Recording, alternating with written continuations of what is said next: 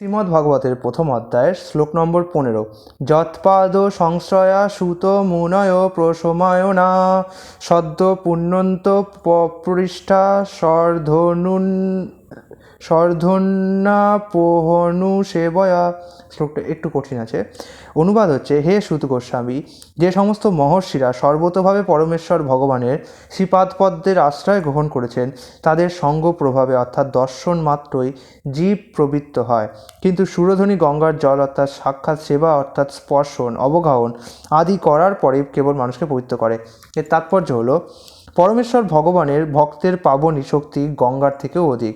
দীর্ঘকাল ধরে গঙ্গার জলে স্নান করলে এবং গঙ্গার জল পান করলে পারমার্থিক মঙ্গল সাধিত হয়, কিন্তু ভগবানের শুদ্ধ ভক্তের কৃপা যে কোনো জীবকে তৎক্ষণাৎ যে কোনো কলুষ থেকে মুক্ত করতে পারে।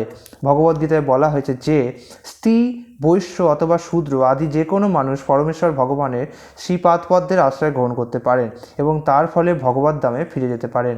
পরমেশ্বর ভগবানের শ্রীপাদপদ্মের আশ্রয় গ্রহণ করার অর্থ হচ্ছে ভগবানের শুদ্ধ ভক্তের আশ্রয় গ্রহণ করা। ভগবানের শুদ্ধ ভক্তদের একমাত্র কাজ হচ্ছে পরমেশ্বর ভগবানের সেবা করা, এবং তাই তাদের প্রভুপাদ এবং বিষ্ণুপাদ আদি উপাধিতে ভূষিত করা হয়, যার অর্থ হচ্ছে পরমেশ্বর ভগবানের শ্রীপাদপদ্মের প্রতিনিধি। তাই কেউ যখন পরমেশ্বর ভগবানের শুদ্ধ ভক্তের শিষ্যত্ব বরণ করে পরমেশ্বর ভগবানের পাদপদ্মে আশ্রয় গ্রহণ করে, তিনি তৎক্ষণাৎ পবিত্র হন। ভগবানের এই শুদ্ধ ভক্তদের ভগবানের মতোই সম্মান করা হয়, কেননা তারা ভগবানের সবচাইতে গুরুত্বপূর্ণ সেবায় যুক্ত। ভগবান সবসময় চান যে এই জড়জগতের অধঃপতিত জীবরা যেন তার কাছে ফিরে যায়, এবং ভগবানের শুদ্ধ ভক্তরা অত্যন্ত বিচক্ষণতার সঙ্গে সেই কার্যটি সম্পাদন করে। এই ধরনের শুদ্ধ ভক্তদের শাস্ত্রে সাক্ষাৎ হরি বলে বর্ণনা করা হয়েছে।